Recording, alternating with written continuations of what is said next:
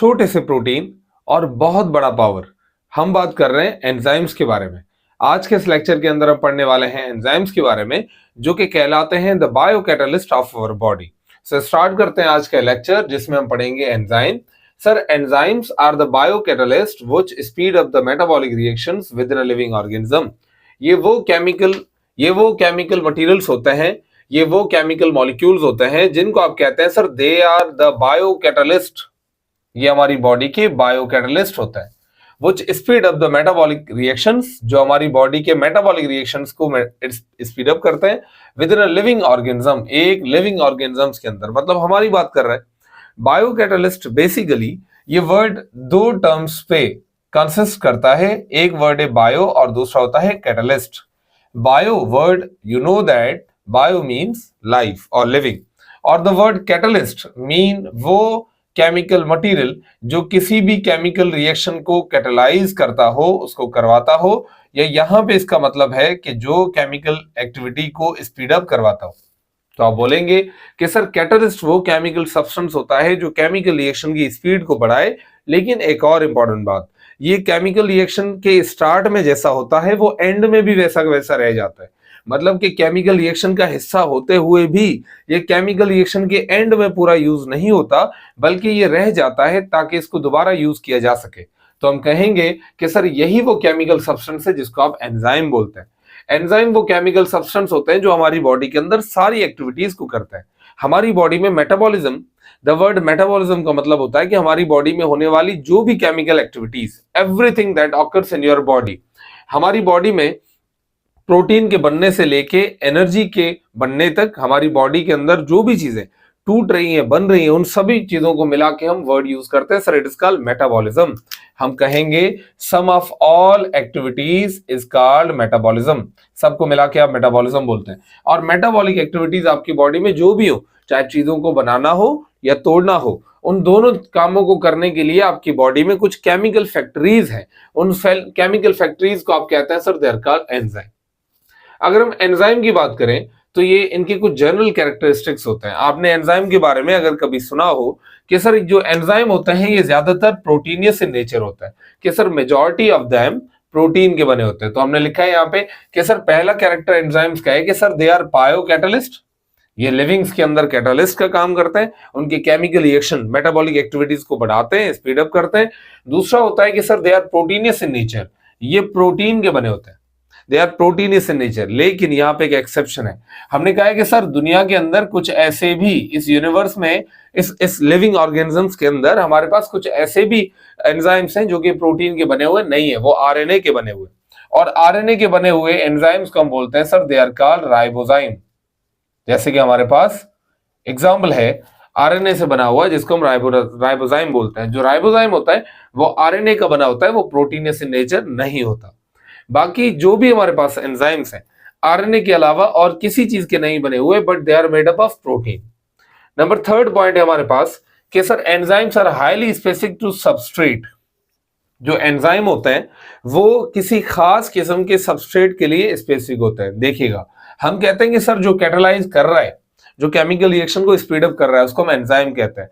लेकिन वो जिसके ऊपर काम कर रहा है, जिस भी केमिकल एक्टिविटीज को परफॉर्म कर रहा है, लाजमी बात है ना, उसका कोई ना कोई तो एजेंट होगा, कोई ऐसी चीज होगी जिसके ऊपर रिएक्शन किया जाए। आप उस सब्सटेंस को बोलेंगे sir it is called substrate. यहाँ पे एग्जांपल ले लेते हैं। आपके पास एक एंजाइम है, उस एंजाइम का नाम है अमाइलेज। अमाइलेज एंजाइम जो होता है उसका एक खास सबस्ट्रेट है जिसको आप स्टार्च बोलते हैं। तो स्टार्च के ऊपर काम करता है अमाइलेज। तो अमाइलेज एंजाइम है और उसका सबस्ट्रेट स्टार्च है। जैसे कि आपके पास एक एंजाइम है जिसका नाम है पेप्सिन, और पेप्सिन का जो सबस्ट्रेट है वो है प्रोटीन। जैसे हमारे पास एक एंजाइम है जिसका नाम है लिपेस, और उसका एक सबस्ट्रेट है जिसका नाम है लिपिड्स। तो आप बोलेंगे कि सर हर एंजाइम का एक स्पेसिफिक सबस्ट्रेट होता है और वो उस अपने सबस्ट्रेट के लिए हाईली स्पेसिफिक होता है। मीन वो उसके अलावा किसी और चीज को अपने अंदर बाइंड नहीं करेगा, किसी की भी केमिकल एक्टिविटी को ना बढ़ाएगा ना कम करेगा। होपफुली आज के लेक्चर समझ आ रहा है आपको। नंबर 4 हमारे पास पॉइंट है कि sir they are not consumed and can be reused. लिखा है मैंने, जो मैंने पहले ही बताया आपको कि सर कैटलिस्ट कहते ही उसको है जो केमिकल रिएक्शन करवाएं लेकिन इन द एंड वो सेम रहे, तो आप उसको कैटलिस्ट बोलेंगे। एंजाइम के साथ भी यही है, आप इस कैटलिस्ट को, आप इस एंजाइम को यूज तो कर रहे हैं लेकिन इन द एंड वो सेम रहता है, कंज्यूम नहीं होता, और आप इसको रीयूज कर सकते हैं, आप बार बार इस्तेमाल कर सकते हैं एंजाइम को। नंबर 5 पॉइंट है हमारे पास, they are sensitive to pH, temperature, substrate concentration. कुछ ऐसी चीजें हैं जिनको एंजाइम फील कर सकता है, जिनके लिए वो बहुत ज्यादा सेंसिटिव है। मीन इनके अंदर कोई भी चेंज आया तो उसका डायरेक्ट इफेक्ट पड़ेगा एंजाइम की एक्टिविटी पे। उसके अंदर हमारे पास टॉप पे चीजें आती है जैसे कि pH, power of hydrogen. Number 2 आता है हमारे पास टेम्परेचर। नंबर 3 हमारे पास आता है सबस्ट्रेट की कंसंट्रेशन। ये 3 ऐसी चीजें हैं जो अहम चीजें हैं, जो मेन चीजें हैं, जिनका डायरेक्ट इफेक्ट पड़ता है एंजाइम की एक्टिविटी पे। तो हम समझने वाले हैं अपने नेक्स्ट लेक्चर्स में कि किस तरीके से पीएच, टेम्परेचर और सबस्ट्रेट कंसंट्रेशन इफेक्ट करते हैं एंजाइम की एक्टिविटी को। नंबर 5 हमारे पास, नंबर 6 पॉइंट है हमारे पास। नंबर 6 पॉइंट है कि the activity is affected by activators and inhibitors. आपको पता है कुछ ऐसे केमिकल सब्सटेंस होते हैं जो एंजाइम की एक्टिविटी को और बढ़ा देते हैं। वो केमिकल सब्सटेंस जो एंजाइम की एक्टिविटी को और फिर स्पीड अप करवा दे, आप उन केमिकल मटेरियल्स को बोलते हैं sir they are called activators. और एक्टिवेटर्स का हमारे पास एग्जांपल है जैसे कि सोडियम, जैसे कि जिंक, जैसे कि मैग्नीशियम। ये वो केमिकल एलिमेंट्स होते हैं जो कि एंजाइम की एक्टिविटी को और बढ़ा देते हैं, तो आप उनको एक्टिवेटर्स का नाम देते हैं।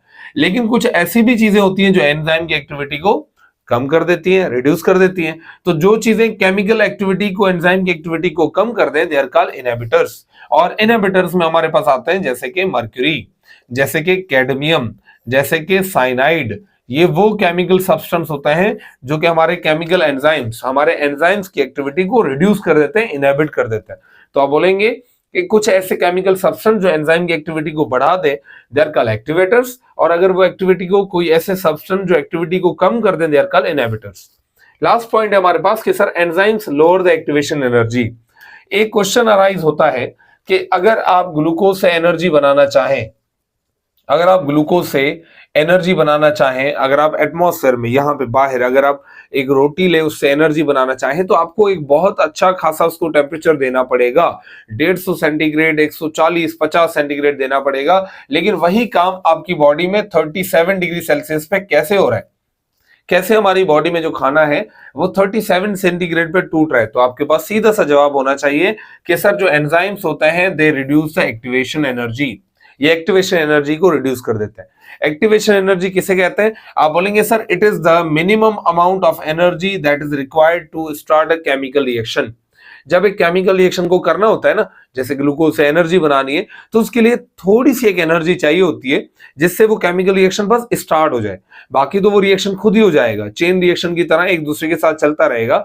लेकिन स्टार्टिंग में जितनी एनर्जी चाहिए होती है उसको आप एक्टिवेशन एनर्जी का नाम देते हैं।